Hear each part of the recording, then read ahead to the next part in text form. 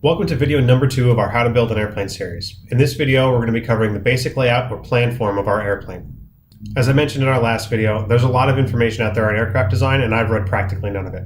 I used Aircraft Design, a Conceptual Approach by Dan Raymer as my guide for most of this project. The information can be found below. The first thing we have to select is the shape of our wing. They can be boxed, tapered, delta-shaped, or elliptical. And each of these shapes can be used with or without sweep.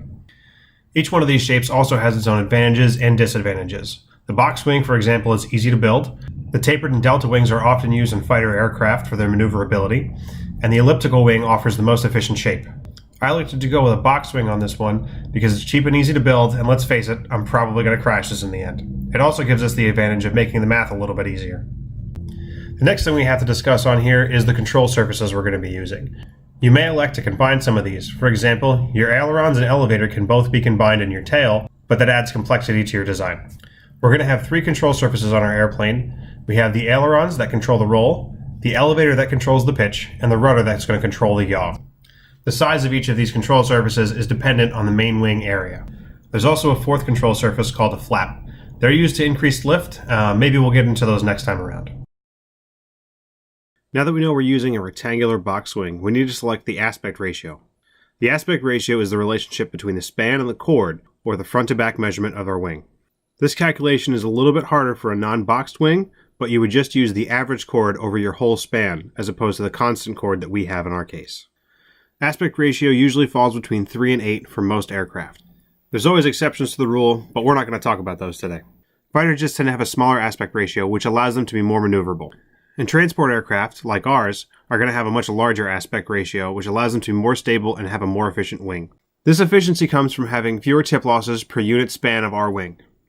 Now, tip losses are caused by the high pressure on the bottom trying to get to the low pressure air on the top of the wing by moving over the wing tip instead of traveling front to back on our wing. These wingtip losses are often minimized on fighter aircraft by using a tapered and delta wing or using various wingtip designs. We want our airplane to be both maneuverable and stable, but stability is the higher concern here, so we're going to have our aspect ratio be about 7. Now that we know what our wing is going to look like, we need to know where it's going to be placed on our fuselage. A low wing produces a high center of gravity and allows the plane to roll quickly, provided you don't go upside down. A mid-wing design provides a neutral center of gravity and good maneuverability, but complicates your build because now you have to transfer forces from both of your wings through your fuselage. And a high wing provides a low center of gravity, which gives you maximum stability on your aircraft. And since stability is the name of the game, we're going with a high wing. The next thing we have to pick is the shape of our tail. This photo from Raymer's book shows a variety of tail designs. Each one of these has its own advantages and disadvantages.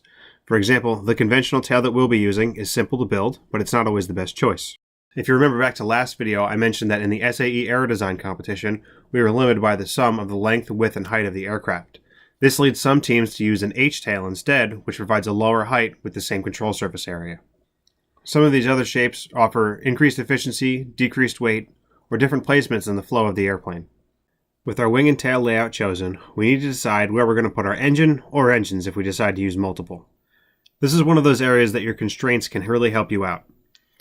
In the SAE aero design competition, we were only allowed to use one single 1-horsepower motor, whereas if we were building a full-size commercial airliner, we would have to use at least 2 in case one engine fails, the airplane can still fly. The only real thing I can tell you about engine placement is it's best to try and keep it as close to the center line, both vertically and horizontally on your airplane as possible. You definitely want to avoid putting them on the top of your wing though.